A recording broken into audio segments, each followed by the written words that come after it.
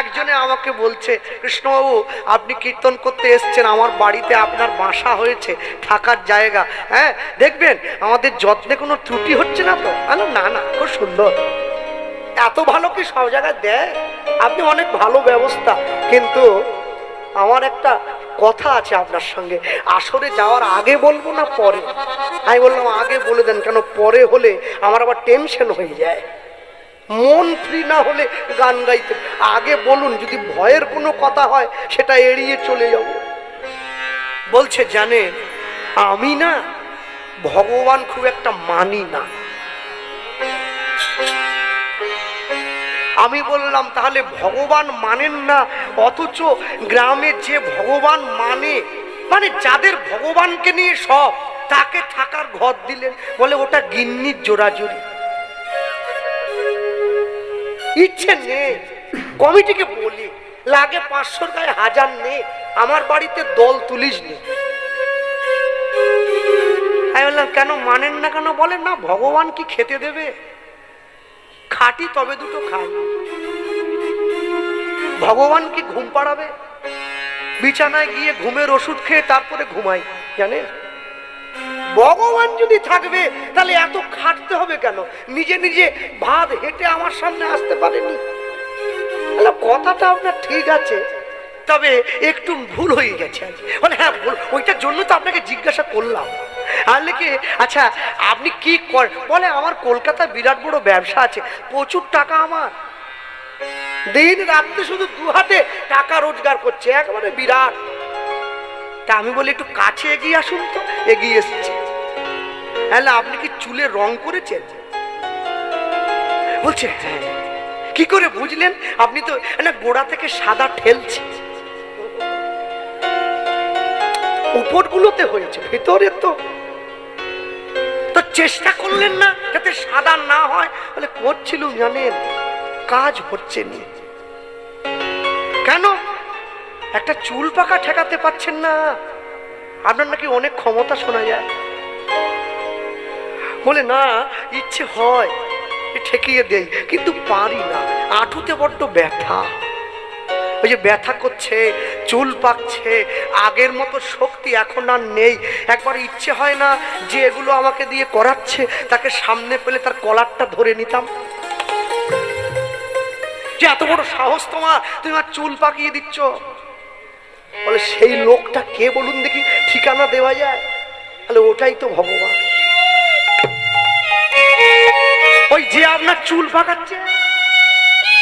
বলে কেন? আমি যে ভগবানকে এই যে কীর্তনের দল রাখছি, এই যে এত ভালো ভালো সিঙ্গাড়া মিষ্টি খেতে দিচ্ছি, তবু আমার হাঁটুতে ব্যথা কেন? তাহলে জায়গা খালি করে দিতে হবে বাবু, জায়গা খালি করে দিতে হবে, নতুন ভাড়াটিয়ে ঢুকবে। বুঝতে পারছেন না? মেয়াদ শেষ হয়ে আসছে রে ভাই। বলে মেয়াদ মানে? বুঝবেন, একটু আমার স্ত্রীকে বলবেন, বল কৃষ্ণবাবু বলেছে। উনি আপনাকে আমি চলে যাওয়ার পরে বলবে, এখন থাকতে থাকতে বলা যাবে না। যদি আপনি আমার হাইপার হয়ে আমাকে দিকে তেড়ে আসেন, জায়গাটা খালি করতে হবে। আর কত ভোগ করবে? মালিক তো যে ভাড়া নিয়েছিল তার থেকে অনেক বেশি জায়গা দিয়ে দিই। এবারে খালি করো, তোমার জায়গায় অন্য ভাড়াটিয়ে রেডি হয়ে আছে, তারা ঢুকবে, একটু তাদেরকে থাকার জায়গা করে দাও। মনে রাখবে, যারা বলে আমি মানি না, তারা আগে কিন্তু একটা কথা উচ্চারণ করে, আগে মানি তারপরে বলে না। আর এই যে আপনি বারবার ধরে বলছেন ভগবান মানি না, এই মানি নাটা বলতে গেলেও না ভিতরে একটা শক্তির দরকার। এই শক্তিটা আপনাকে যিনি যোগাচ্ছেন তিনি হচ্ছে ঈশ্বর। তিনি আমাকে বলছেন, তাহলে আমাকেও কি আপনাদের মতো তুলসীর মালা পরে কপালে তিলক দিয়ে নিতে? মানে মাথার দিব্যি কে দিল আপনাকে? আমার ঠেকা পড়েছে, আমি দিয়েছি, আপনার তো ঠেকা পড়েনি। এক্ষুনি তো বললেন 2 হাতে টাকা। বলছে না, আপনার কথা শুনে মনে হলো মালাটা এবার পরে নিলে ভালো হয়। সেটা আপনার ইচ্ছে, আমি তো জোর করতে পারি না আপনাকে। ভালো লাগলে পড়বেন, তবে নিরামিষ না আমিষ? বলছে মাছ ছাড়া আমার চলে না। আর তা যদি পড়েন একটু নামিয়ে পড়বেন, একটু নামিয়ে তবে পড়বেন, পড়বেন। বলে পড়লে কি হবে? তাহলে আগে পড়ুন তো, তারপর তো বুঝবেন। এই যে মায়েরা বসে আছেন না, হ্যাঁ, আগেকার দিনে আমার দাদু ঠাকুমার মুখে শুনতাম, যখন ছেলের বাড়ির থেকে মেয়ে দেখতে যেত না, মেয়ের বাড়িতে গিয়ে মেয়ের মাকে বলতো একটা কড়াই আর খুন্তি আনুন তো। ওই ঘরের মেঝেতে কড়াই আর খুন্তিটা দিয়ে মেয়ের সামনে দাঁড় করিয়ে মেয়েকে বলতো, মা একটু নেড়ে দেখাও তো খালি কড়াই খুন্তিটা। ও নাড়া দেখলে না ছেলের বাড়ির লোক বুঝে যেত লাউ ডাল করতে গেলে কি ফোড়ন দিতে হবে। মেয়ে রান্না শিখেছে। হ্যাঁ, আমারও গিন্নি আছে, রান্না জানে, মারাত্মক রান্না, সে একবার খেলে আর ভোলা যায় না। হ্যাঁ, মুগ ডাল সিদ্ধ আর ভাত, মানে ওইটা শিখে এসেছে আর কি। তাও ভাত আবার উপর দিতে পারে না, আমার মা গিয়ে উপর দেয়। আমার মা যখন বলে ভাত যদি উপর দিতে না পারো নিজের স্বামীকে দেবে, বলে কেন ফ্যান ভাত দিয়ে দেবো। সে সব সাজিয়ে রেখেছে একবারে গুছোনো। মুগ ডাল আর ফ্যান ভাত খেয়ে কীর্তন গাইবে স্বামী, সে বসে আছে টাকা গুনবে। কিন্তু জগতে যা কিছু ছিল, যা কিছু আছে, যা কিছু চলবে তার ইচ্ছেতে চলতে থাকে। ঠিক তেমনি যা কিছু চলবে না তার ইচ্ছে মতো চলবে না। আমি চাইলাম, আমি হলাম, আমি বললাম, এটা বললে নয়। নিজের মতো করে চলতে চাইলে হয় না। যে ভগবানকে ভালোবাসে ভগবান তাকেও নাম দিয়েছে, যে ভগবানকে ভালোবাসে না ভগবান তাকেও নাম দিয়েছে। এত এত যুগ চলে গেল, সত্য ত্রেতা দাপর, কলিযুগের মানুষের ভাগ্য ভালো। কেন? যত যত যুগ গেছে সব যুগে ভক্ত মানে যারা ভগবানকে ভালোবাসে, মালা তিলক যে দিয়েছে সে ভক্ত হবে, বাকিরা হবে না, এটা তো বলবো না। ভগবানকে যে ভালোবাসে সেই তার প্রিয়জন, সেই ভক্ত। ভগবানকে যেন ভালোবাসে তারা ভগবানের দরজায় ছুটে গেছে। কলিযুগে উল্টো হলো, ভগবান যাদেরকে ভালোবাসে নিজে তাদের কাছে ছুটে এলেন। হ্যাঁ, 2020 সালে করোনা মহামারী এসেছিল, আমরা ঘরবন্দি হয়েছি। করোনা চলেছিল 20 এবং 21 সাল। 22 সালের পর, 22 সালের মাঝামাঝি সময় সরকারের ওপর মহলের মানুষ চিন্তা করেছিল এতদিন পর্যন্ত মানুষ নিজের দরকার মেটাবার জন্য সরকারের কাছে এসেছে। যেহেতু মানুষ বিপদে পড়েছে, আজকে থেকে মানুষ আর সরকারের কাছে আসবে না, সরকার মানুষের কাছে যাবে। বাজারে একটা প্রকল্প এসেছিল যার নাম দুয়ারে সরকার, একবারে বাড়ি চলে এসছে। হ্যাঁ, মানুষের ঘরে চলে গিয়েছে, কার কোনটা দরকার, কখন দরকার, বাড়ি বাড়ি চলে যাচ্ছে। আজ থেকে 540 বছর আগে দুয়ারে ভগবান হরিবল হরিবল আমাদের জন্য নাম গাইছেন মহাপ্রভু। এর থেকে বড় ভাগ্য কলিযুগের জীবের আর কিছু হবে বলে আমার মনে হয়। নিতাই গৌর হরিবল হরিবল। এই যে মায়েরা এই যে কমিটির বাবুরা লিখে রেখেছে হরিনামের বাসরে একটা ছোট্ট বোর্ড দিয়ে ধূমপান নিষেধ। আগামী বছর থেকে এর সঙ্গে আরো একটা কথা যোগ করবেন। সেই লেখাটা ওই প্যান্ডেলের প্রথম খুঁটিতে একবারে টানিয়ে দেবেন, জুতো পরে হরিনামের আসনে আসা নিষেধ।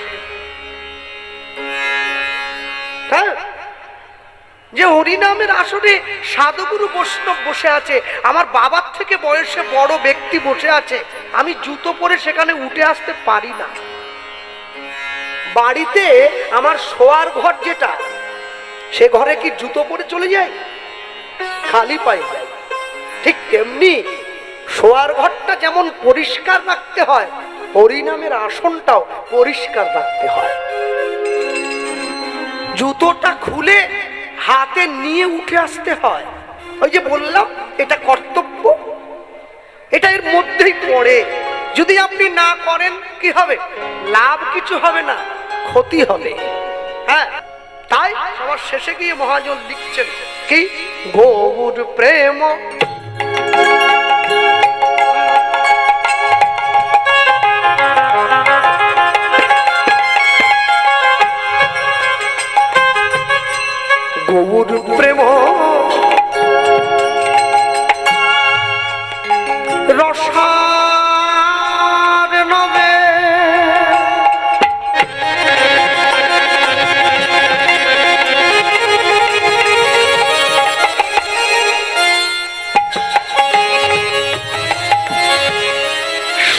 তরঙ্গে সে তরঙ্গে যে বা ডুবে গৌর প্রেম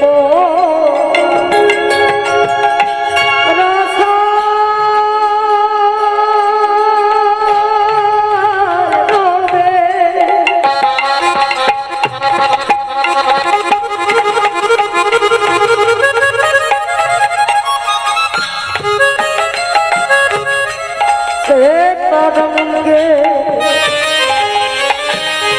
দেবা ডুবে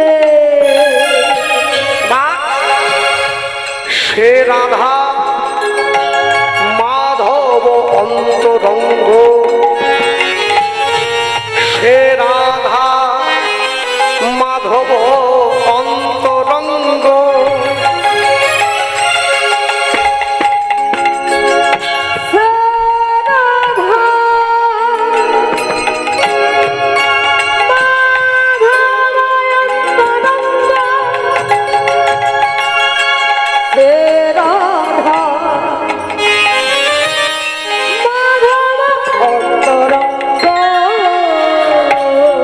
তোমরা গৃহে বা বনেতে থাকো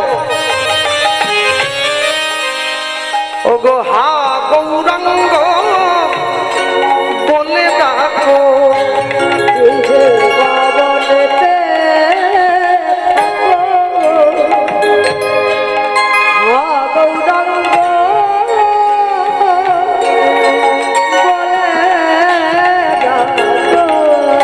তোমরা গৃহে পাবনেতে থাকো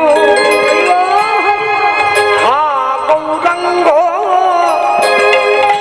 বনে ডাকো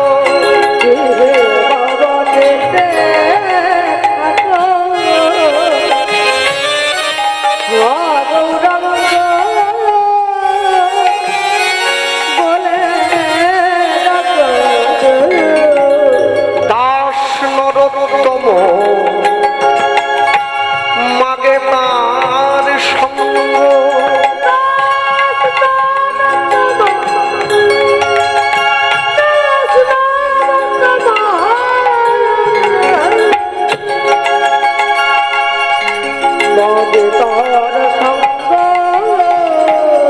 আমি এক মুখে বলতে নারী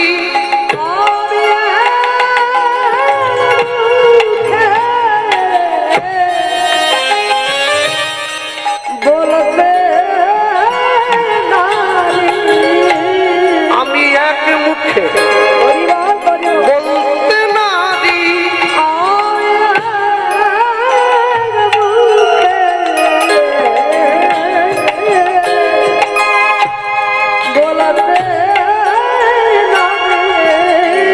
আমার গৌর গোবিন্দে লীলা মাধুরী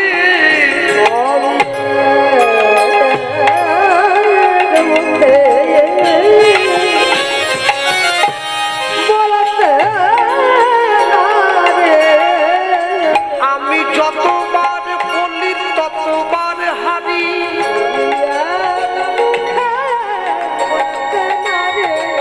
আমি চাই রে প্রেমের বলি হারি আমার গৌর গোবিন্দের লীলা মাধুরী আমি যতবার বলি ততবার হারি আমি এক মুখে বলবো কত হৃদয়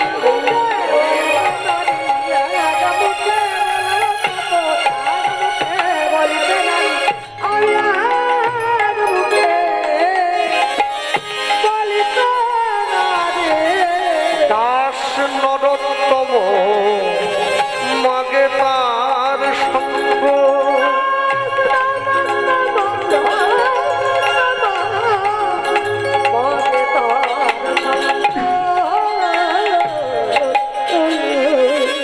গৌর প্রেম রসার নবে যে বা ডুবে সে তরঙ্গে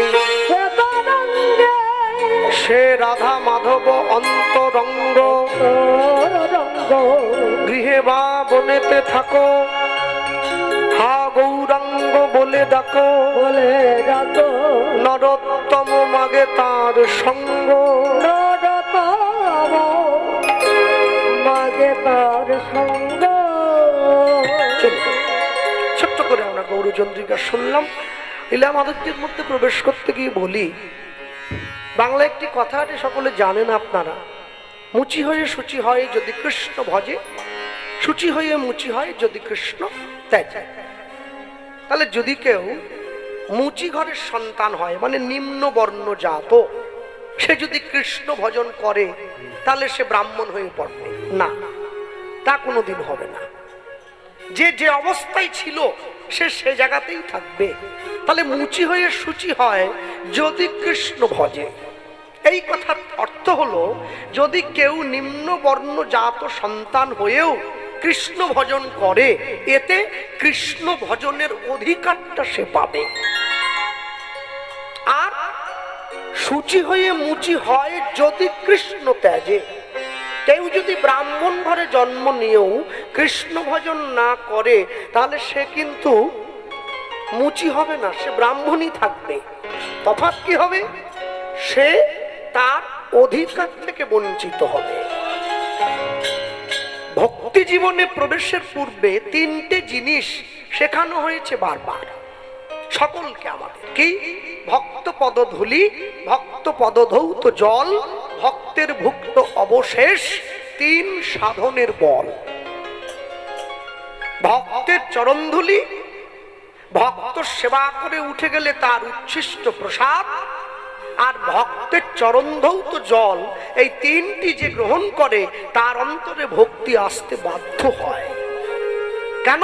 এগুলি ভক্তের সঙ্গে ওতপ্রোতভাবে সম্পর্কযুক্ত। তা ভগবানকে অর্জন করা, তার আগে ভক্তের সখ্যত্ব অর্জন করতে হয়।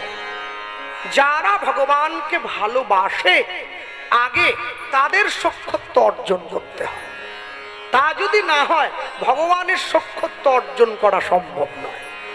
বৃন্দাবনে দেখেন না, শ্রীদাম সুদাম দাম বসুদাম, সুবল মহাবল সুবাহু মহাবাহু, স্তক কৃষ্ণ অর্জুন লবঙ্গ মধুমঙ্গল, এই যে ভগবানের যারা সখা, যারা ভগবানকে ভালোবাসতে চেয়েছে, আগে এই সখাদের কাছে গিয়ে ভালোবাসা আদায় করতে হয়েছে। সখারা শিখিয়ে দিচ্ছে কি করে কৃষ্ণ ভালোবাসতে হয়। আর সেই আপনি যখন নবদ্বীপে এলেন, আপনাকে নিতাই চাঁদ শিখিয়ে দিচ্ছে কি করে গৌরকে ভালোবাসতে হয়। প্রত্যেকটা জিনিস আপনাকে একটার পর একটা ধাপ অতিক্রম করে তারপরে ঊর্ধ্বগামী হতে হয়। তা যদি না হয়, তাহলে পরের ধাপটাতে পৌঁছাতে গেলে বড় গূঢ় নিত্যানন্দ এই অবতারে জীবের চৈতন্য জানাই যারে, সে জানিবে তারে। যেমন এ কথাও আছে, তেমনি এ কথাও আছে কি কৃষ্ণ মাধুর্যের আশ্চর্য এক বল, কৃষ্ণ আদি জীবগণ করয়ে চঞ্চল।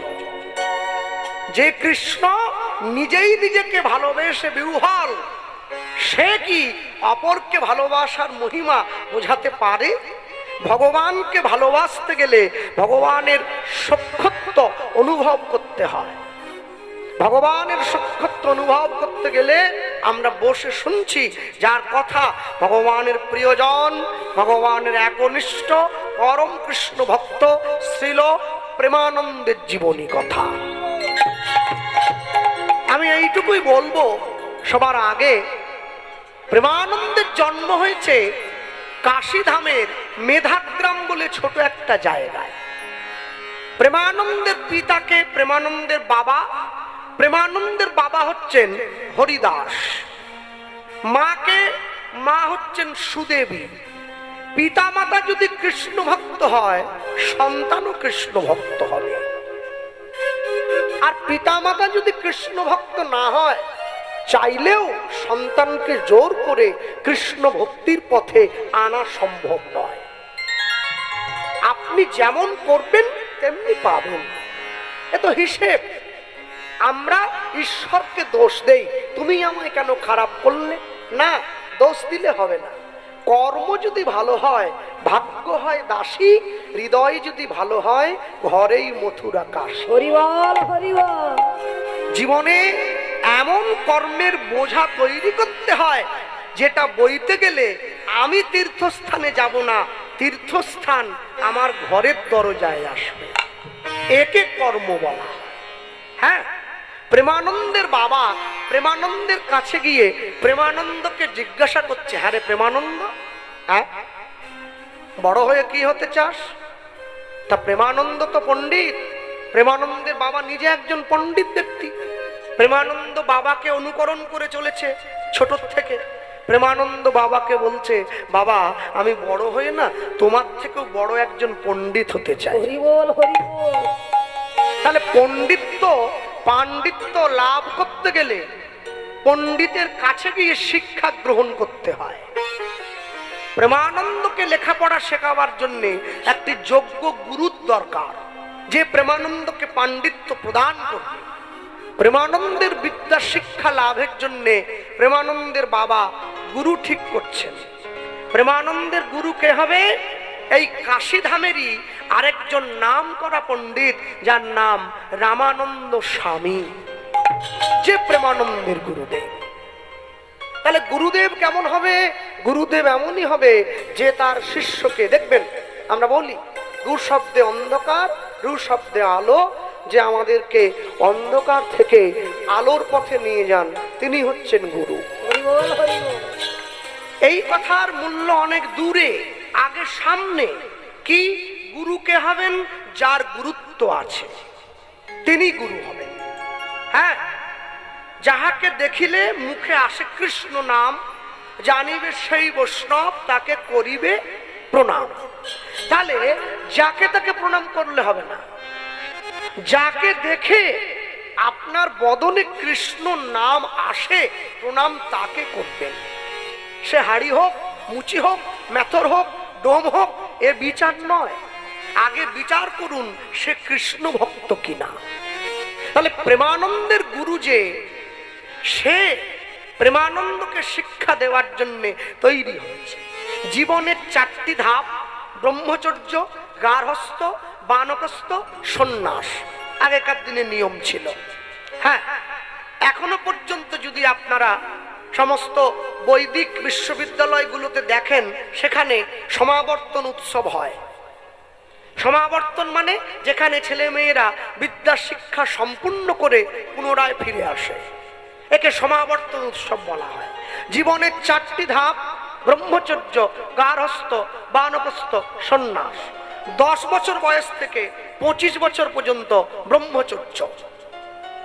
ঊর্ধ্বলিঙ্গ ঊর্ধ্বজনে ঊর্ধ্বরতি হয়, ঊর্ধ্ব না হইলে জীবে যাবে জমালয়। পুরুষের লিঙ্গ হয় মস্তকের মণি, তা লইয়া খেলা করে দেবপদ্মজনী। শিরাধিকা হয় তার প্রেমের মহাজন, সেই মানুষের বাড়ে ওজন, তাকে বলে মহাজন। হরিবল হরিবল। ব্রহ্মচর্য ভেঙে বলতে পারবো না, বুঝে নিতে হবে। এরপর 25 থেকে 45 শিক্ষা সমাপন করে ঘরে আসবে, একে বলা হয় গার্হস্থ। বিবাহ করবে, নিজ স্ত্রীর দ্বারা সন্তান জন্ম দেবে, গুরু দীক্ষা নেবে, ভগবানের নাম নেবে, সংসারে ঈশ্বর ভজন করে ভবিষ্যতের জন্য অর্থ সঞ্চয় করবে। 3 বানপ্রস্থ, 45 থেকে 55। এই সময়ের কর্ম কি? নখ বড় রাখবে, চুল বড় রাখবে, অপরের সঙ্গে কথা কম বলবে, নিজে রান্না করে আহার করবে, স্ত্রীর সঙ্গে বাক্যালাপ কম করবে। কন্যা যদি উপযুক্ত হয়ে যায়, নিজের কন্যার সঙ্গে নির্জনে কথা বলবে না। 55 পরে সন্ন্যাস। সংসারের মায়া ত্যাগ করে তোমাকে নীরবে চলে যেতে হবে নিভৃত জায়গায় ঈশ্বর ভজনের জন্য। এই হচ্ছে জীবনের 4টি ধাপ। এই 4টি ধাপ মেনে হিন্দু সনাতন ধর্ম তারা লালিত পালিত হয়েছে। সনাতন ধর্মে ভগবান নিজে মুখে স্বীকার করলেন, চতুর্বর্গং ময়া সৃষ্টম গুণ কর্ম বিভাগস।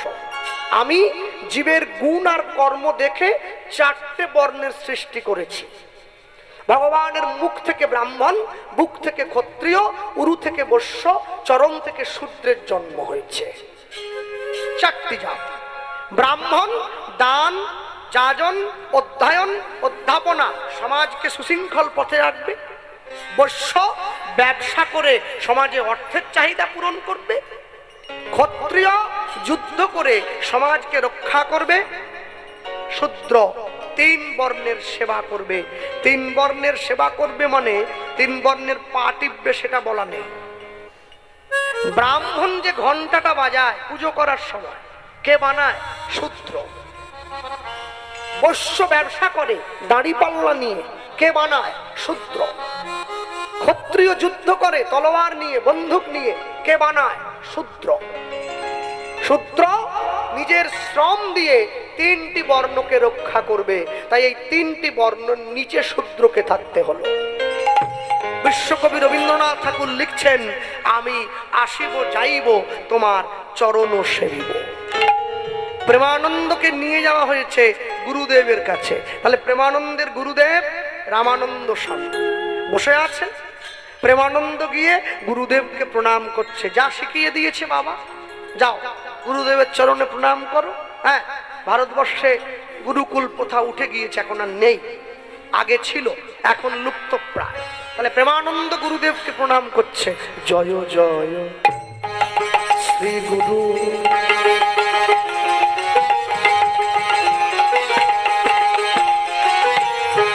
গুরু আমার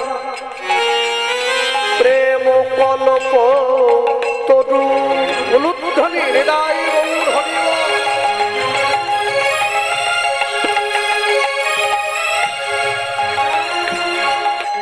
জয় জয় শ্রী গুরু।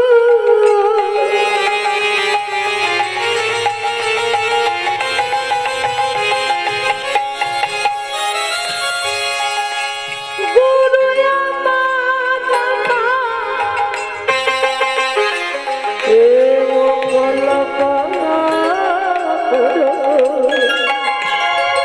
জয় জয় শ্রী গুরু।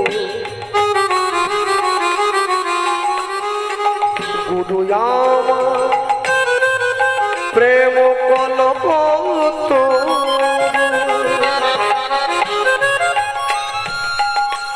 জয় জয় শ্রী গুরু।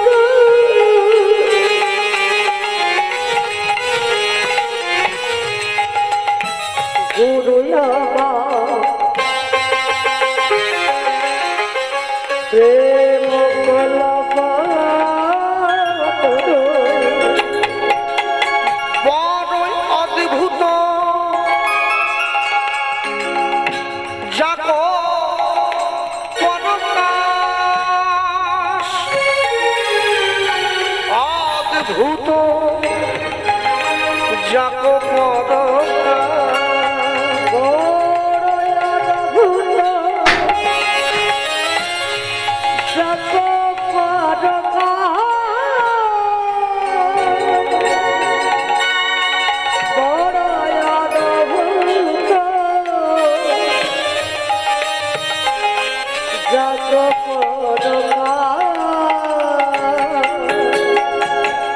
আমার হিয়া জ্ঞান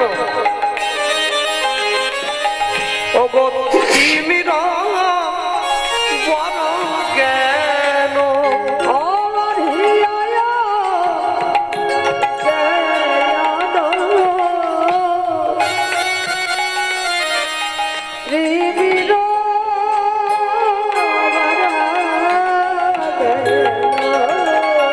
জ্ঞান সুচন্দ্র কিরণে করুণা। জ্ঞান সুচন্দ্র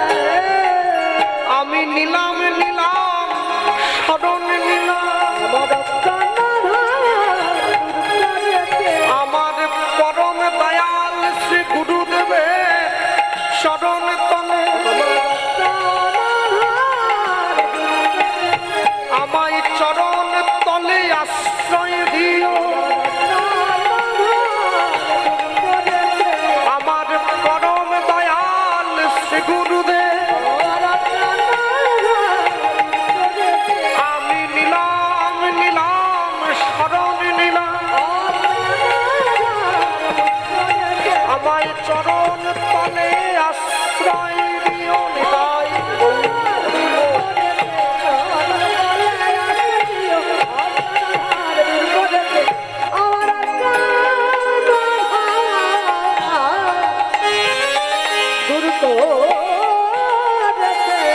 জ্ঞান সুচন্দ্রকে রণে করুণা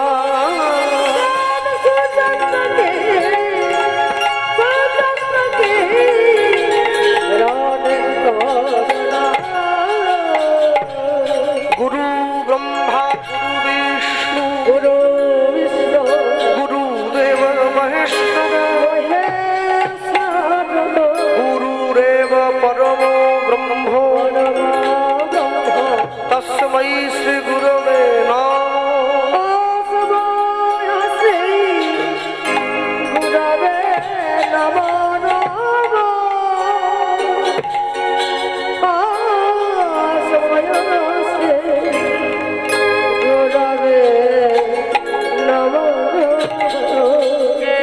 গুরুদেবের সম্মুখে গিয়ে বসেছে। গুরুদেবকে যখনই প্রেমানন্দ প্রণাম করে উঠে দাঁড়িয়েছে, অমনি গুরুদেব প্রেমানন্দকে কাছে ডেকে বলছে, হ্যাঁ প্রেমানন্দ, এই এত ভালো ভালো কথাগুলো যে তুই আমার সামনে বসে বললি, এই কথাগুলো কে তোকে শিখিয়েছে? প্রেমানন্দ বলছে, গুরুদেব আমাকে কেউ শেখায়, আপনাকে দেখা মাত্রই আমার বড় ভালো লেগেছে, তাই আপনাকে দেখেই আমি মন থেকে এই কথাগুলো বললাম। বাহ, তা এত ভালো ভালো কথাগুলো কেউ যখন তোকে শেখায়নি তুই বললি, তা তুই আমার আশ্রমে থাকবি তো? হ্যাঁ, থাকার জন্যই তো এলাম। না, চাইলে ডাক্তার হওয়া যায়, চাইলে মাস্টার হওয়া যায়, চাইলে উকিল হওয়া যায়, চাইলে ব্যারিস্টার হওয়া যায়, চাইলেই ভক্ত হওয়া যায় না। ভক্ত হয়ে জন্মাতে হয়, তাহলে তো সবাই ভক্ত হয়ে যেত, জগতে যত মানুষ আছে। ঠিক তেমনি প্রেমানন্দ জন্মই নিয়েছে গুরু সেবা করবে বলে। আর যখনই প্রেমানন্দ গুরুদেবকে প্রণাম করে উঠে দাঁড়িয়েছে, তা গুরুদেবের কাছে গিয়ে প্রেমানন্দ বলছে, গুরুদেব তাহলে আপনার আশ্রমে আপনি আমাকে রাখবেন তো? হ্যাঁ, আমার আশ্রমে এত ছেলেরা রয়েছে, তুই থাকবি না কেন? হ্যাঁ, তা এমনি এমনি রাখবেন? না না, আশ্রমে থাকতে গেলে একটা নিয়ম আছে, সবকিছু সময় মেনে করতে হবে। আর আশ্রমে থাকতে গেলে তোমাকে কর্ম করতে হবে। এমনি এমনি বসে বসে ঘুরে ঘুরে বেড়াবে, আমি তোমাকে 4 বেলা খাওয়াবো, তা তো হবে না। তুই কাজ করতে পারিস? হ্যাঁ বলুন না, তুই কাজ কি করতে পারিস বল। আমি এই তো ঠাকুরের বাসন মাজতে পারি, ঠাকুরের জন্য মালা গাঁথতে পারি, ফুল তুলতে পারি, রাধা গোবিন্দকে শৃঙ্গার করতে পারি, আর কি চাই? গুরুদেব বলছে, এত কঠিন কঠিন কাজগুলো তোকে করতে হবে না, একটা সহজ কাজ বলছি, পারবি কি? ভিক্ষা করতে পারবি? যেই বলেছে ভিক্ষার কথা, প্রেমানন্দের মুখটা একটু ছোট হয়ে গেছে। কেন? এতগুলো কাজ নিজের ইচ্ছে করবে বলল, আর যখনই গুরুদেব ভিক্ষার কথা বলছে, শিষ্যের মুখটা ছোট হয়ে গেছে। মনে মনে চিন্তা করছে, আমার বাবা গরিব হতে পারে, কিন্তু আমি কোনোদিন বাড়িতে ভিক্ষার ঝুলি নিয়ে তো রাস্তায় বেরোইনি, এত গরিব আমার বাবা নয়। তা গুরুদেবের কাছে কি থাকবার জন্য আমাকে ভিক্ষাও? গুরুদেবের কাছে গিয়ে বলছে, গুরুদেব ভিক্ষা করতে যাব, মানুষ যদি ভিক্ষা না দিয়ে আমাকে তাড়িয়ে দেয়, আর তো মান সম্মানে লেগে যাবে। গুরুদেব বলছে, ওই মান সম্মানটা দূর করব বলেই তো ভিক্ষা করতে পাঠাচ্ছি, নাহলে তোকে তো ফুল তুলে মালা গাঁথতে পাঠাতাম। মানুষকে জীবনে 3 বার ভিক্ষা করতে হয়। এক হচ্ছে মেয়ের বিয়ের সময়, আর এক হচ্ছে পিতামাতার শ্রাদ্ধের সময়, আর এক হচ্ছে হরিনামের সময়। 3 বার। কেন? ভিক্ষায় 3টে সময়ে না করলে আপনার এই কর্মগুলো সম্পূর্ণই হবে না, তাই ভিক্ষা করতেই হয়। এবারে বলুন, আমাদের জীবনে তো কোনো অভাব নেই বাবা, তাহলে ভিক্ষা করবো কেন? কেন করবেন জানেন? যাতে অন্তরের মান অভিমানটা দূরে যায়, সেই জন্য ভিক্ষা করতে হয়। সেজন্যই ভিক্ষা করা। আমার পেট চলছে না শুধুমাত্র সেজন্য ভিক্ষা নয়, যারা পেটের দায়ে ভিক্ষা করে আমি সে ভিখারির কথা বলি নাই, কিন্তু যে ভিক্ষা করে ভগবানকে দিয়ে তারপরে পায় আমি সেই ভিক্ষার কথা বলছি। হরিবল হরিবল। হ্যাঁ, লালাবাবুর গুরুদেব লালাবাবুকে কি বলেছে? লালা তোমাকে ভিক্ষা করতে হবে। লালাবাবু কি বলেছিলেন? আমি এত কোটিপতি, আমার এত পয়সা, আমি কি না ভিক্ষা করব জমিদার হয়ে? গুরুদেব বলছে এই যে আমার এত টাকা এত পয়সা, এই ভাবটা তোমার মন থেকে দূরে করব বলেই তোমাকে ভিক্ষা করতে বলছি। লালাবাবু ভিক্ষার ঝুলি নিয়ে যখন বেরিয়ে যাচ্ছেন, গুরুদেব ডাক দিয়ে বললেন, লালা তুমি জীবনের সব থেকে কাকে বেশি অপছন্দ করো? বললেন, আমার বন্ধু জগৎ শেঠ, সেও জমিদার, তারও অনেক আছে। বৃন্দাবনে সোনার তাল গাছ বানিয়েছে সে, তাল গাছের উপরে সোনার খাপি করে এখনো বৃন্দাবনে গেলে দেখবেন রয়েছে, এত পয়সা। বলছে তোমার এই জীবনের চরম শত্রু যে, যাকে তুমি সব থেকে বেশি অপছন্দ করো, আমি তোমার গুরু হয়ে তোমাকে নির্দেশ দিলাম ওই জগৎ শেঠের বাড়ির থেকেই তোমাকে প্রথম ভিক্ষাটা শুরু করতে হবে। লালাবাবু গিয়ে ছুটে গুরুদেবের চরণটা জড়িয়ে ধরে বলেছিলেন, গুরুদেব গোটা ভারতবর্ষ থেকে ভিক্ষা করে আনতে বলুন, আমি এনে দেবো, কিন্তু আমার বন্ধুর বাড়িতে আমি যাব না। তখন গুরুদেব বলছিলেন, তার লালা এখনো পর্যন্ত আমার দেওয়া গুরু মন্ত্র তোমার অন্তরে সঠিকভাবে ক্রিয়মান হয় নাই, তাই তোমার অন্তরের অভিমান অহংকার এখনো দূরে যায় নাই। হ্যাঁ, আমার বাবা বলতেন কাউকে অসম্মান করতে গেলে ভাষার দরকার হয়, কিন্তু কাউকে সম্মান করতে গেলে শিক্ষার দরকার হয়। যে শিক্ষা পরিবার থেকে আসে, যে শিক্ষা পরিজন থেকে আসে, যে শিক্ষা স্কুলে বইয়ের পাতায় কলেজ থেকে আসে না, সম্মান করাটা পারিবারিক শিক্ষার সব থেকে বড় অঙ্গ। অসম্মান যে কোনো ভাষায় বলে দেওয়া যায়, কিন্তু সম্মান করতে গেলে অনেক ভাষা জানতে হয়, কি বলে সম্মান করা উচিত। মনে রাখবেন, ভক্তমণ্ডলী মায়েরা নিয়ে গিয়ে যখন সম্মুখে দাঁড়িয়েছে, গুরুদেবের সম্মুখে গিয়ে যখনই প্রেমানন্দ বলছে, গুরুদেব আমাকে ভিক্ষা করতে বললেন। ওই যে বললাম ভিক্ষা করে আনো, তবে তো বুঝবো তোমার অন্তরে অভিমান নেই। তা দিন ভিক্ষার ঝুলিটা। গুরুদেবের কথা ফেলতেও পাচ্ছে না। এই দাঁড়া, অনিচ্ছা সহকারে চাইছিস তাকে যে করতে হয় করে দেবো না, এরম ভাবে হলে বাবা তাহলে দরকার নেই। তাহলে তুমি বাড়ির ছেলে বাড়ি যাও, বাবা মায়ের কোলে শুয়ে দোলা খাও। স্বইচ্ছায় ভালোবাসায় আগ্রহের সঙ্গে যেতে হবে, তবে তো তোমায় দেবো। হ্যাঁ, এই যখনই বলেছে প্রেমানন্দ দেখলেন আমার গুরুদেব হয়তো আমায় কৃপা করতে চাইছেন, কিন্তু আমি তার ভাষাটা বুঝতে পারছি না। এইবারে দুটো হাত বাড়িয়ে দিয়েছেন, দিন গুরুদেব ভিক্ষার ঝুলিটা আমায় দিন। কি যখন কুরুক্ষেত্রের ভরা রাজসভায় দ্রৌপদীর বস্ত্রহরণ হচ্ছিল, দ্রৌপদীর অঙ্গ থেকে বসন দুর্যোধন টান দিয়ে খুলে নিচ্ছিল, দ্রৌপদী একটা হাত বক্ষের উপরে চাপা দিয়ে ভগবানকে ডাকছেন, তখন তো ভগবান আসেননি। যখন ভগবানকে দুটো হাত দিয়ে ডাকলেন, তখন ভগবান এলেন, দ্রৌপদীকে বোঝালেন 12 আনা সমর্পণ করলে গোবিন্দ পাওয়া যায় না, 16 আনা সমর্পণ করতে হয়, তবেই গোবিন্দ পাওয়া যায়। সম্পূর্ণ সমর্পণ করতে হয়।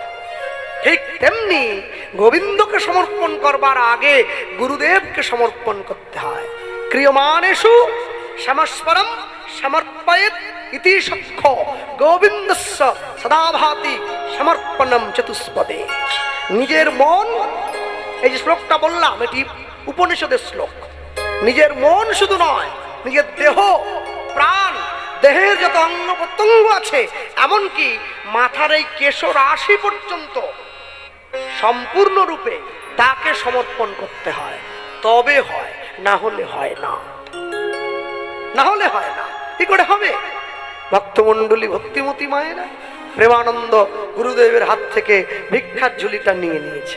আর যখনই ভিক্ষার ঝুলিটা নিয়ে নিয়েছে, ভিক্ষার ঝুলিটা নিয়ে প্রেমানন্দ রাস্তায় বেরিয়ে যাচ্ছে। গুরুদেব ডাক দিলেন, প্রেমানন্দ এদিকে এসো। আগে গুরুদেব, আমার আশ্রমের ভিক্ষা কি ওই রাস্তাঘাটে ট্রেন গাড়ি চেপে ভিক্ষা ভাঙলে? তাহলে ভিক্ষার নিয়ম আছে তো, নিয়ম আছে, আমার ভিক্ষার নিয়ম আছে। কি নিয়ম? প্রত্যেক দিন 21টা বাড়িতে যাবে, প্রত্যেকটা বাড়ির থেকে এক মুঠো করে নেবে, এক মুঠো বেশিও না, এক মুঠো কমও না। 21টা বাড়ি ঘুরে 21 মুঠো ভিক্ষা এনে তুমি আমার হাতে দেবে, আমি রান্না করে গোবিন্দকে সেবা দেব। যারা গেরুয়া পোশাক পরেছে, সাধু হয়েছে, বড় জটা আছে, বড় দাড়ি আছে, সংসার ত্যাগী, পাহাড়ে পাহাড়ে ঘুরে বেড়ায়, প্রকৃত সাধু কোনোদিন 5 বাড়ির বেশি ভিক্ষা করে না, পাক আর না পাক। যে প্রকৃত ব্রহ্মচারী হয়েছে, সংসার ত্যাগী, মাথা নেড়া, মাথায় শিখা আছে, ডোরকৌপিন বহির্বাস পরে, প্রকৃত ব্রহ্মচারী কোনোদিন 11টা বাড়ির বেশি ভিক্ষে করে না, পাক আর না পাক। যে ভক্ত হয়েছে, সংসারে থাকে, স্ত্রী পুত্র নিয়ে সংসার প্রতিপালন করে, কিন্তু ভগবানকে সেবা দিয়ে প্রসাদ গ্রহণ করে, প্রকৃত ভক্ত কোনোদিন 21টা বাড়ির বেশি ভিক্ষা করেন না, তিনি পাক আর না পাক। হ্যাঁ, কিন্তু আমার মতো ভিখারি আমি করি না, বলছি না। একদিনে 3 পালা গান হলেও করতে চাই। সকালে একটা, দুপুরে একটা, রাতে একটা। ভগবান মনে মনে ভাবে, তুমি করছো, করো, ব্যবস্থা তো আমিও করব। শুনেছি মেদিনীপুর থেকে নাকি ভেলুরটা কাছে হয়, 2 সিজনের পরে গলা বন্ধ হয়ে যাবে, ভেলুরে ভর্তি হতে হবে।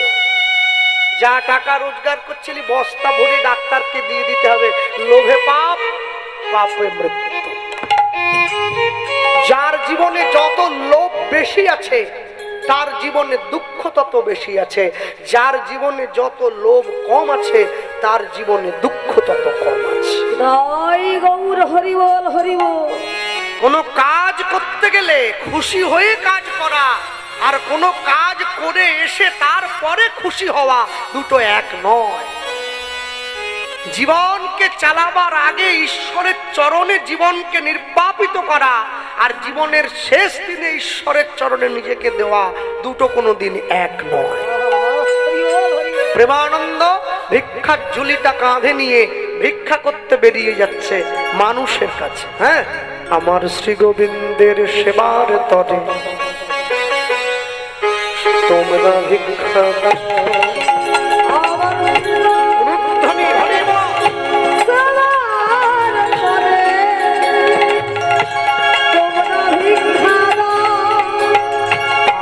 শ্রী গোবিন্দের সেবার তরে তোমরা ভিক্ষা দাও। আমার গোবিন্দের সেবার তরে তোমরা ভিক্ষা দাও। প্রেম তণ্ডুল দিয়ে তোমরা আমায় জন্মের মতো কিনে লাও।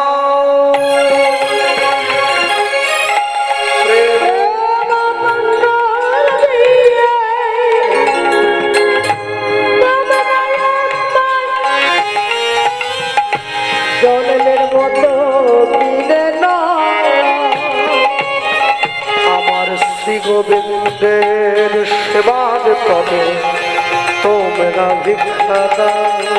আমার তাই গৌর হরি বল। সেবার তরে তোমরা ভিক্ষা দাও। আমার গোবিন্দের সেবার তরে তোমরা ভিক্ষা দাও। আস্তে আস্তে। এই যে কমিটির ভাইয়েরা পুরো গ্রামের মানুষের কাছে গিয়ে ভিক্ষা করে ভিক্ষা করে এনে হরিনাম দিচ্ছে, তাই তো? সবার বাড়িতে গেছে, প্রত্যেকে দিয়েছেন, যে যেমন পেরেছেন দিয়েছেন। কেউ 10 টাকা, কেউ 100, কেউ 500, যে যেমন পেরেছে। দেখবেন যারা হরিনামের জন্য ভিক্ষা দিয়েছেন সম্পূর্ণ গ্রামবাসী আজকে আপনাদের নামে, গ্রামের নাম বলে মঙ্গল ঘট স্থাপনা করা হয়েছে। গ্রামের মানুষ হরিনামের কৃপা তখনই পাবে যদি হরিনাম চলাকালীন গ্রামের মানুষ সম্পূর্ণ নিরামিষ সেবা করে, তবে হরিনামের কৃপা পাবে। তাহলে ভিক্ষাটাও বেকার হলো, নামও বেকার হয়ে গেল। যত হরিনাম বাড়ে তত আমাদের অন্তরে হিংসা বাড়ছে, যত কীর্তন বাড়ছে তত আমাদের মধ্যে পরশ্রী কাতরতা বাড়ছে, যত হরিনাম বাড়ছে তত আমাদের মধ্যে অহংকার বাড়ছে। কেন? আমরা নাম করাই, নাম শুনি, কিন্তু নাম শুনতে গিয়ে নামের কর্তব্য পালন করি না। আমি কীর্তনও শুনবো, খিদে পেলে উঠে গিয়ে ডিম ভাজাও খাবো, দুটো তো একসঙ্গে হবে না। কমিটির বাবুরা দাঁড়িয়ে রয়েছেন, আপনাদের সম্মুখে যাবেন এই হরিনামের ভিক্ষারই জন্য।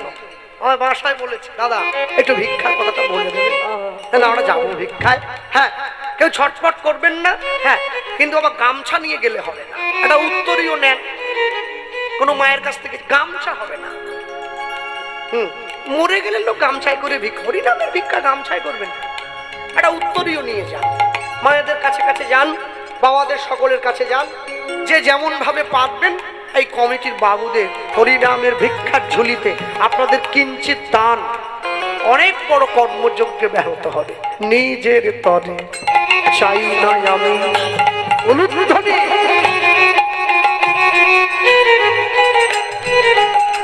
চাই যে প্রভুর প্রভুর প্রভু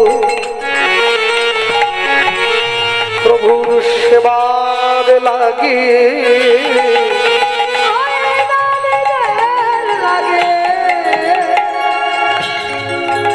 চাই না আমি,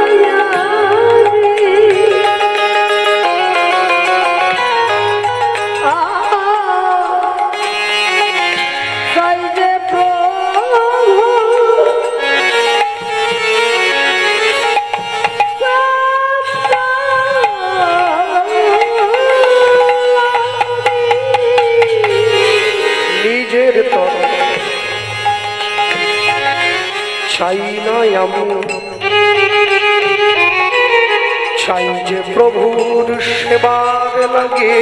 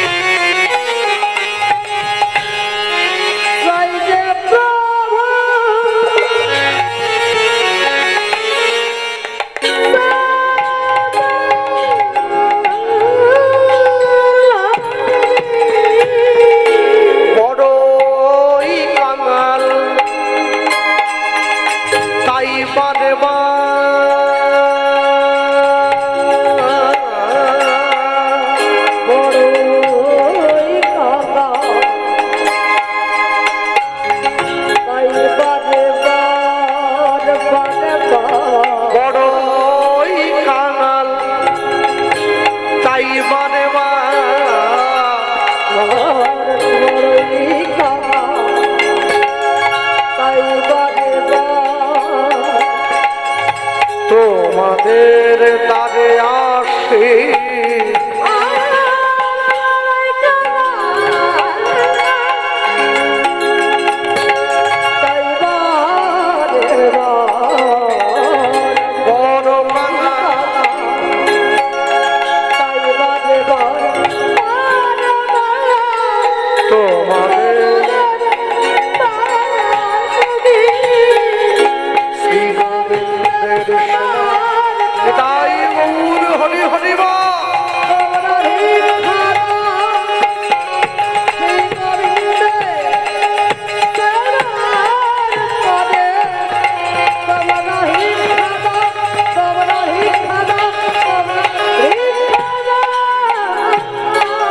আমায় তোমরা ভিক্ষা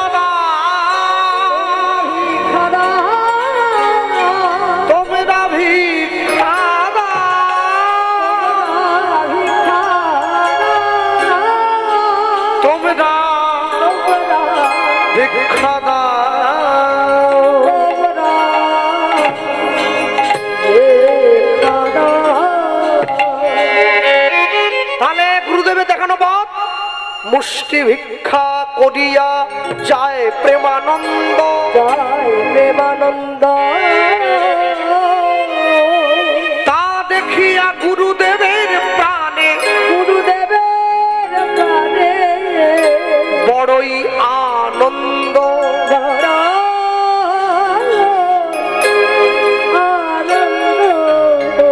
বেশ, এইখানে একটু বলে দেই, এই যে প্রেমানন্দ গুরুদেবের দেখানো নির্দেশিত পথ অনুযায়ী ভিক্ষা করে নিয়ে যায়, তা প্রেমানন্দ তো ভিক্ষার ঝুলিটা নিয়ে গুরুদেবের হাতে তুলে দেয়।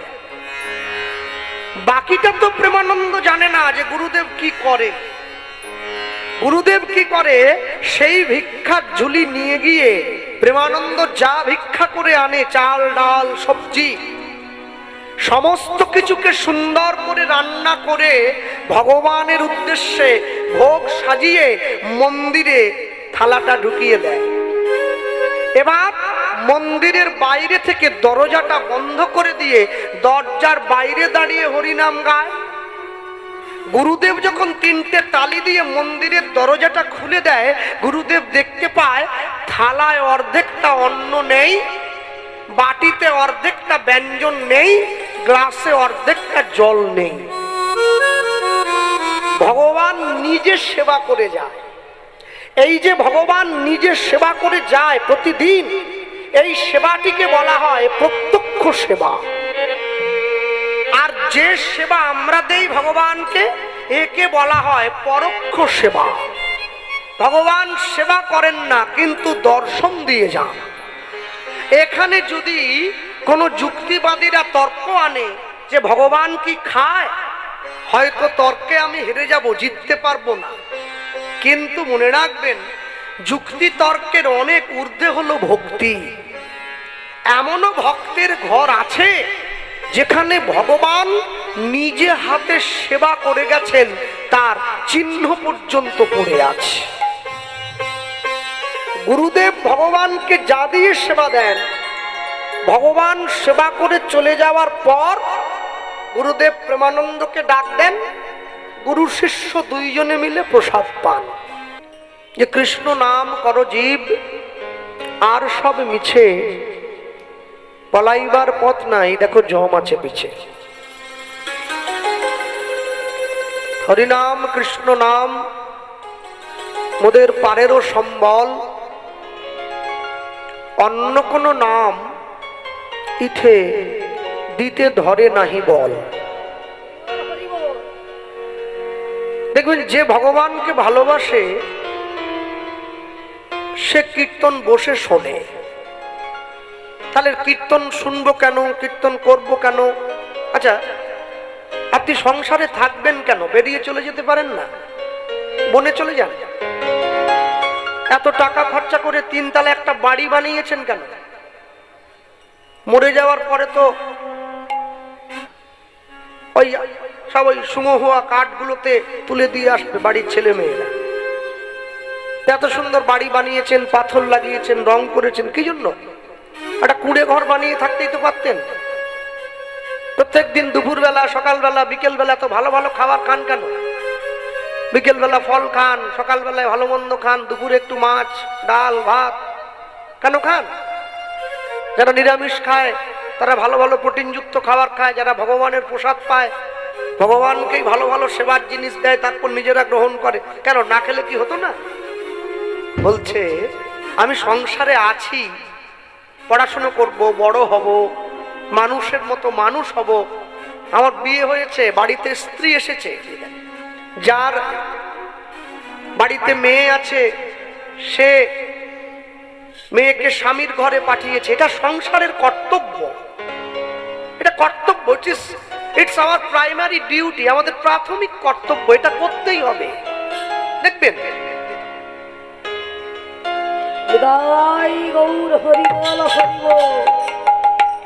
এটা প্রাথমিক কর্তব্য। আপনি এই কর্তব্যের থেকে বাইরে বেরোতে পারবেন না। দেখেন না, যে বাড়ির বাবা তার মেয়ের বিয়ে দিয়েছে, 3 বছর সংসার করবার পরে যদি কোনো কারণে সেই মেয়ের সন্তানাদি না হয়, তা মেয়ের বাড়ির লোককে কিন্তু অনেক গঞ্জনা শুনতে হয়। কেন সন্তান হলো না? আরে না হতেই পারে, হবে না হবে না, আপনি গঞ্জনা শুনছেন কেন? বলে এটা কর্তব্য, হতেই হবে, না যদি হয় কি করে বংশ রক্ষা হবে? ঠিক তেমনি সংসারে থাকা, সংসার প্রতিপালন করা, সংসারকে সুখী করা যেমন আমাদের কর্তব্য, হরিনামটাও তেমনি কর্তব্য। আপনাকে করতেই হবে। এবার প্রশ্ন করুন, তাহলে আবার যে করছে না, কে করছে না? সকলেই করছে। কেউ দুদিন আগে করছে, কেউ দুদিন পরে করছে। করতে হবে। যখন আমি আমার এখন পূর্ণ যৌবন আছে, এখন যদি হরিবোল বলতে চেষ্টা করি, হয়তো সুন্দরভাবে বেরিয়ে আসতে হরিবোল, কষ্ট হলো না। যখন বৃদ্ধ হয়ে যাব, দাঁত পড়ে যাবে, কষ্ট হবে, হাজি বল, বলতে হবে। আপনি ছেড়ে পালিয়ে যেতে পারবেন না। হ্যাঁ, আপনি কোনো জায়গায় চলে যেতে পারবেন না। কেন বলুন তো? মানুষ নিজ স্বার্থ চরিতার্থ করবার জন্যে তার গুরুদেবকে পর্যন্ত ব্যবসার আসনে নামিয়ে এনেছে। হ্যাঁ, একটা বড় মিষ্টির দোকান আছে আমাদের মেদিনীপুর টাউনে। হ্যাঁ, তো দোকানদারের মিষ্টি দোকানটা বিরাট বড়। তো দোকানের মধ্যে ঢুকেই আপনি প্রথমেই দেখবেন বিরাট করে একজনের ছবি বাঁধানো আছে, এই বড় জটা, গেরুয়া পোশাক পরে একবারে বসে আছে। মানুষে প্রশ্ন করছে, এইটা কার ছবি? বলছে আমার গুরুদেবের ছবি। দেখবেন অনেক দোকানদার রেখেছে দোকানে গুরুদেবের ছবি। এইবার এমন একজনের ছবি রেখেছে যাকে আপনিও চেনেন, আমিও চিনি, আরো 5 জনে চেনেন। ও বাবা, আপনি এই গুরুর শিষ্য? তাহলে তো এই দোকানের মাল খারাপ হতেই পারে না। দেখুন, সে আবার বলে আমার গুরুর নামে বললাম, আমি কিন্তু আপনার কাছে 5 টাকার বেশি লাভ করি নাই। লাভ 50 টাকা করেছে। গুরুদেবকে সামনে খাড়া করে দিচ্ছে। কেন? গুরুদেবের নামটা সামনে এসে গেলে আপনার যদি রাগও ওঠে, জানতেও যদি পারেন চিটিংবাজি করলো, তাও আপনি কিছু বলতে পারবেন না। কেন? ঠিক তেমনি যাদের গায়ে বুলেট প্রুফ জ্যাকেট আছে, যুদ্ধ করতে যাওয়ার আগে পরে নিয়েছে, সে জানে আমার কোনো ভয় নেই, গুলি করলেও গায়ে লাগবে না। গুরুদেবের নামটা ওই বুলেট প্রুফ জ্যাকেটের মতো, অপমান করতে চাইলেও পারবেন না। সব সময়ের জন্য জানবেন, জগতে এই যে এখন কীর্তন থেকে বাড়ি যায়, পুলিশ ধরে, জানেন? পুলিশ তো যে গাড়ি চালায় তার লম্বা মতো মেশিন আছে, ওই মেশিনটা ড্রাইভারের সামনে এনে বলে এখানে ফু দাও। ড্রাইভার বলে কেন? বলে তুমি মদ খেয়েছো কিনা দেখবো। এইটা ফু দিলে যদি নেশা করে, ওখানে কি একটা মিটার আছে, ওইটা উঠে যায়। আর যদি নেশা করেন আপনি, তাহলে তো আপনাকে ফাইন করে দেওয়া হবে, কেননা নেশা করে গাড়ি চালানো যাবে না। তা পুলিশ এসেছে, পুলিশ এসে যখনই কাজটা স্যার কিছু, ও আপনি আমাকে বলছে না, তিলকটাকে বলছে। তারপরে কি বললো জানেন? বলে আপনাদের ধরা মানে বেকার, আমরা জানি হরিনামের গাড়ি তো, তবু দেখুন ডিউটিতে আছে তো একটু করতে হয়। তার মানে কি? তার কর্তব্য সে করছে। ঠিক তদ্রূপ হরিনামটাও আপনার কর্তব্য, আপনাকে করতে হবে। যদি না করতে পারেন তাহলে শুনবেন। মনে রাখবেন, কুরুক্ষেত্রের মাঠে দাঁড়িয়ে ভগবান শ্রীকৃষ্ণ অর্জুনকে জিজ্ঞাসা করেছিল, বলো অর্জুন, তোমার জীবনের কোনো প্রশ্ন আছে? গীতার উপদেশ দেওয়ার পর অর্জুন উত্তর দিচ্ছে, সখা, জগতে এমন মানুষ আছে যারা তোমাকে পেতে চায়, কি করলে পাবে? আপনারা সকলেই জানেন, ভারতবর্ষের মাটিতে গত 2 দিন আগে রাশিয়ার প্রধানমন্ত্রী পুতিন এসেছিলেন। তো ভারতবর্ষের প্রধানমন্ত্রী রাশিয়ার প্রধানমন্ত্রীকে হাতে দিচ্ছেন, অভ্যর্থনা জানিয়েছেন, কাছে ডেকে প্রথম যে জিনিসটা দিয়েছেন সেটা হলো শ্রীমদ্ ভগবত গীতা, তাকে দিয়েছেন। এখন সবাই যে তোমার গীতা পড়তে পারবে, সবাই যে গীতার অর্থ বুঝবে, এর তো কোনো মানে নেই। ধরুন আমার ঠাকুমার কথা যদি বলি, সে তো স্কুলেই যায় না, সংস্কৃত বলতেই পারে না, বুঝতেই পারে না, সে কি করবে? ভগবান তিনটি কথা বললেন, তিনটি কথা। কি? অর্জুন, প্রথম কথা মনে রাখবে, মত কথা বাচতং নিত্যং। প্রথম কথা, কেউ যদি আমার কথা নিত্য নিত্য বাক্যের দ্বারা বর্ণনা করে, বাচতং নিত্যং, এতে সে মৃত্যুর পরে আমার চরণ প্রাপ্ত হবে। জীবের জীবনের প্রথম কর্তব্য বলে দেওয়া হলো। দুই, তখন অর্জুন বলছে, সখা, পৃথিবীতে এমন অনেক মানুষ আছে যারা কথা বলতে পারে না, বোবা, যার কথা বলবার শক্তি নেই, সে কি করবে? তার জন্য ভগবান বললেন, মত কথা শ্রবণে রতম। সে কি করবে? এই সাউন্ডটা বসা বসা আছে। সে আমার কথা শুনবে। যে বলতে পারবে না সে শুনবে। তারপরে অর্জুন বললেন, সখা, এমন অনেক জীব আছে যে তোমার কথা বলতেও পারবে না, শুনতেও পারবে না, তার কি হবে? তখন ভগবান বললেন, মত কথা প্রীত মনস্মং। সে যদি আমার কথা ভালোবাসে, এতেও সে মৃত্যুর পরে আমার চরণ প্রাপ্ত হয়। তাহলে শিষ্য গুরুদেবের ছবিটা সামনে টানিয়ে ব্যবসা করছে। গুরুদেবকে গিয়ে লোকে বলছে, গুরুদেব, আপনার নাম নিয়ে আপনার শিষ্য লোক ঠকিয়ে বেড়াচ্ছে, একটু গিয়ে দেখুন। গুরুদেব এসে গিয়েছে শিষ্যের দোকানে। হ্যাঁ, শিষ্যকে গিয়ে বলছে, হ্যাঁ রে, তুই যে আমার ছবিটা টানিয়ে ব্যবসা করছিস, তোর ব্যবসার মধ্যে সততা আছে তো?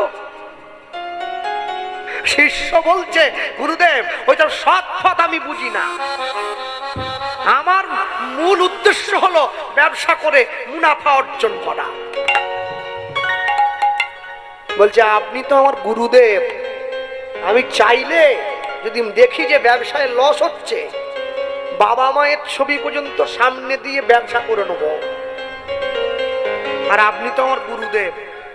হ্যাঁ, আর এই যে আপনি আমার দোকানে এসেছেন, গুরুদেব তো চমকে উঠেছে, আমি কেমন শিষ্য করেছি যে কিনা আমার নাম নিয়ে পর্যন্ত ব্যবসা করছে। আহা হা। হ্যাঁ, দেখেন না, আমরা যারা কীর্তন শিখি, আমাদের সবসময় ইচ্ছে হয় একজন বড় কোনো কীর্তনিয়ার কাছে গিয়ে গান শিখবো। দুদিন তিন দিন একটু শিখে নিলাম, দুদিন তিন দিন ক্লাস করলাম, এরপরে ওই কীর্তনিয়ার নামটা কার্ডে লিখে দিয়ে, অমুক বাবুর শিষ্য। হ্যাঁ, তার মতো গাইতে পারছি না, তার এক শিখিও হচ্ছে না, তবু লিখেছি। কেন? ওই নামটা থাকলে যদি দুটো বায়না বেশি আসে, এটাই হচ্ছে কর্তব্য।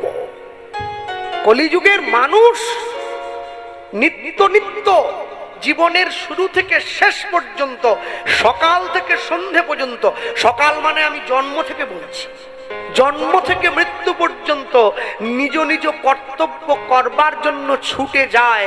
এই কর্তব্য করবার জন্য যে মাঠ, যে সংসার ভূমি, একেই কুরুক্ষেত্রের মাঠ বলে বলা হয়। এখানে বাবার প্রতি ছেলের কর্তব্য, ছেলের প্রতি মায়ের কর্তব্য, মায়ের প্রতি সন্তানের কর্তব্য, স্বামীর প্রতি স্ত্রীর কর্তব্য, এটাই তো কুরুক্ষেত্রের যুদ্ধ। যারা কথা দিয়ে কথা না রাখে, নিজের কর্তব্য থেকে পিছিয়ে যায়, দায়িত্ব থেকে পিছিয়ে যায়, যারা অপরকে বেশি ঠকিয়ে মুনাফা অর্জন করে, তারা কৌরব। যারা সততার সঙ্গে নিজের কর্তব্য পালন করে, তারাই তো পাণ্ডব। আর এই কর্তব্য করতে গিয়ে যারা নিত্য নিত্য আমাদের সঙ্গে সহযোগিতা করছে, তারা কে? যুধিষ্ঠির, ভীম, অর্জুন, নকুল, সহদেব, পাঁচটা ভাই। ভগবান শ্রীকৃষ্ণ অর্জুনের রথের সারথি হয়েছেন। অর্জুনের অনেক নাম, তার মধ্যে একটা নাম হচ্ছে নর। আমরা মানুষ, আমরাও তো নর। আমাদের জগৎ জীবের প্রতিনিধি হয়ে অর্জুন শুনেছে ভগবানের সেই কর্তব্যের কথা, শ্রীমদ্ ভগবত গীতা, যা আজকে ব্রিগেড প্যারেড ময়দানে হয়ে গেল। 5 লক্ষ কণ্ঠে গীতা পাঠ। আজকে আসার সময় দেখছিলাম কলকাতার রাস্তা পুরো ফাঁকা। এই জন্যই ফাঁকা, এতদিন পরে সনাতন হিন্দু ধর্মের মানুষ বুঝে গেছে পায়ের নিচের মাটিটা আগে শক্ত করতে হবে। মাটি যদি নড়বড়ে হয় ঘরটা দাঁড় করাবো কার উপরে? আজকে লক্ষ মানুষ ছুটে গেছে, বুঝুক আর না বুঝুক, এই যে গেছে এতেও তার উপকার, হরি বল হরি বল। এতেও উপকার। শুনুন, আপনি যদি বাড়িতে পেট ভর্তি করে রসগোল্লা খেয়ে গিয়ে দোকানে না জেনেও একটা সিঙ্গাড়া কিনে খান, আপনার অম্বল হবেই হবে। আপনি বলবেন আমি না জেনে খেয়েছি, না জেনে খেলে তো আর অম্বল ছাড়বে না। ভগবানের মুখ নিশ্চিত বাণী, কেউ যদি না বোঝেও শোনে এতেও তার উপকার হবেই হবে। আপনি জেনে শুনুন আর না জেনে শুনুন, উপকার আপনি পাবেনই পাবেন। তবে ডাক্তারের কাছে গিয়ে বসলে হবে না, ডাক্তারের নিয়মটাও জেনে নিতে হবে। নিয়ম কি? এইখানে মহাজন লিখছেন, কত সুন্দর করে লিখেছেন দেখুন। ওগো যে গৌরাঙ্গে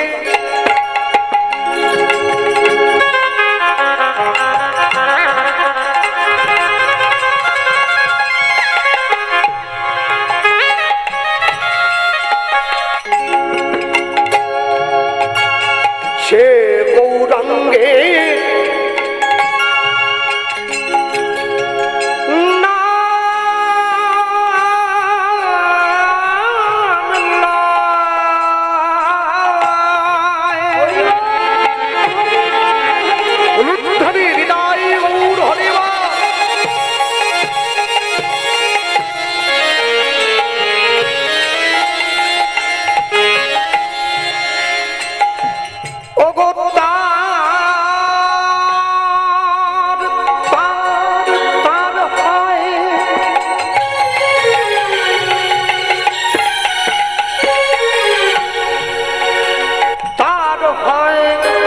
কৃষ্ণ প্রেমোদয়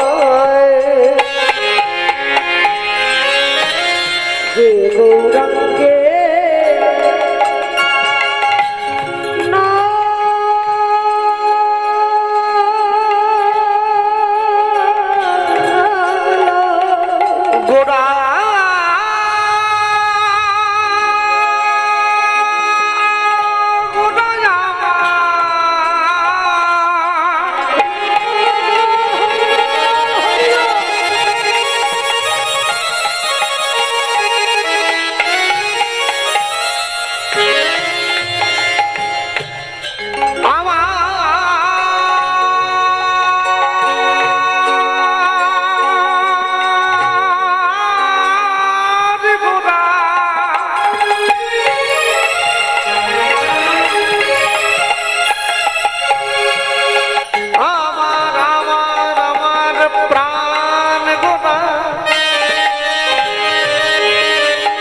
গোরা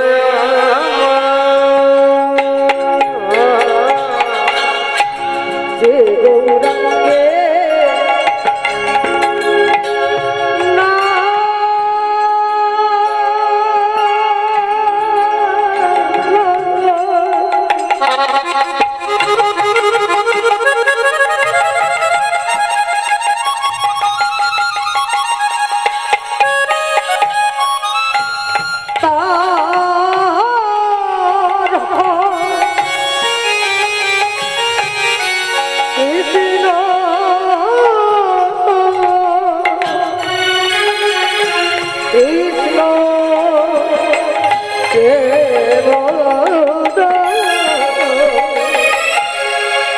তারে মুই যাও বলি হারি, তারে মুই যাও বলি হারি।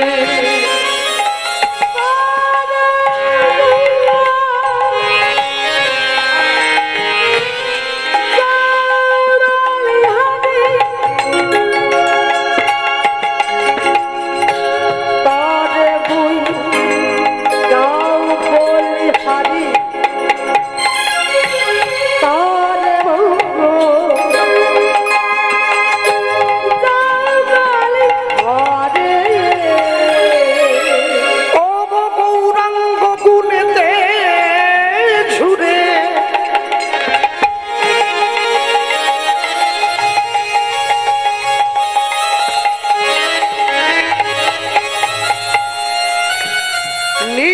তলীলা তাহে সুরে ওই না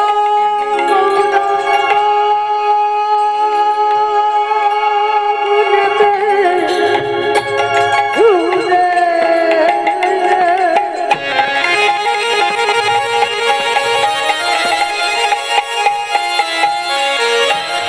এই তলীলা করে ওরে সে জন ভকতি অধিকার